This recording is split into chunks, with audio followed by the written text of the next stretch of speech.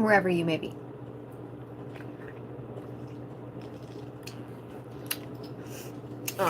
I have one of those circle cups. This one is actually Honeycrisp. I like it. It's pretty yummy. But here, I'll show you what the actual feeding tube looks like. So hold on a second. All right. So this. Once I get my blanket into a certain area, so I can show you. All right. So this is my feeding tube. Now, I got these really cute little pads. They got little butterflies on them. But this is my feeding tube. And then where my gastric stimulator is, that's why there's a big old bump, is right here. Now, that's the stimulator is what helps me not get nauseous anymore.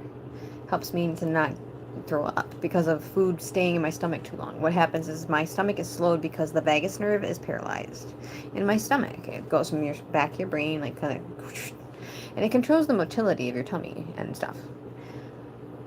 And it's a motility disorder, a motility disease. That's what gastroparesis is.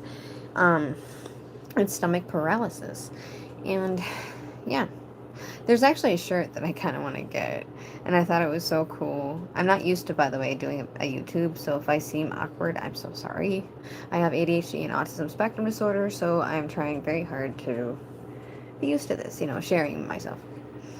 But, going through all of this, it's been really tough and painful, and the last 3 years have been hell.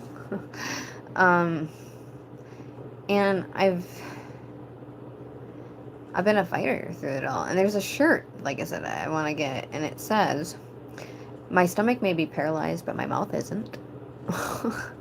So I was like, right on point. I think that's right on point.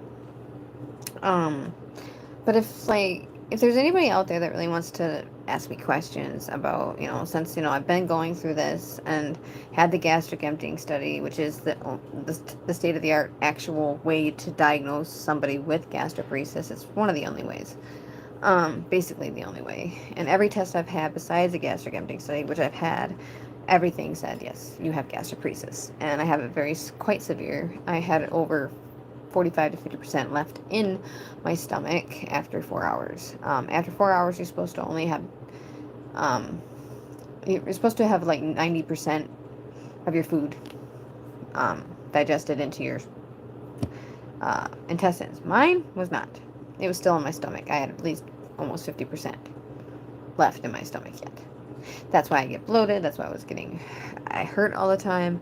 I was getting malnourished as well because I couldn't hold foods, so I had to have my Ensure shakes all the time. I could only have liquids, pureed foods, which right now I'm still only able to really do pureed foods, liquids, some, like Italian ice.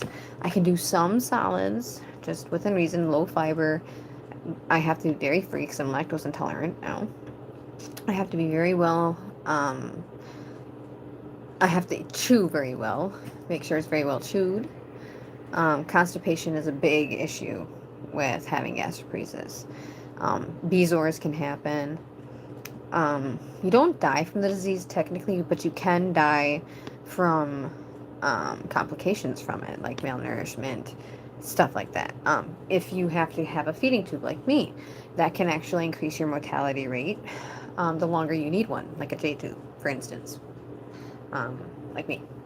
Now, I'll show you what the pump looks like and what my feeding tube bag looks like, along with my Jevity 1.5, which is the formula that is my feed. So here's what it looks like.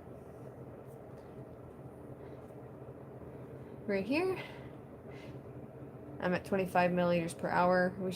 I'm going to bump it up eventually to 30 when we can, but my tummy hasn't been able to really handle it very well. So that is one reason why I need to sit sideways. Hold on, Bubba Dubbas. Bubba Dubbas. My service support dog, Bubba. And then I gotta put my heating pad on.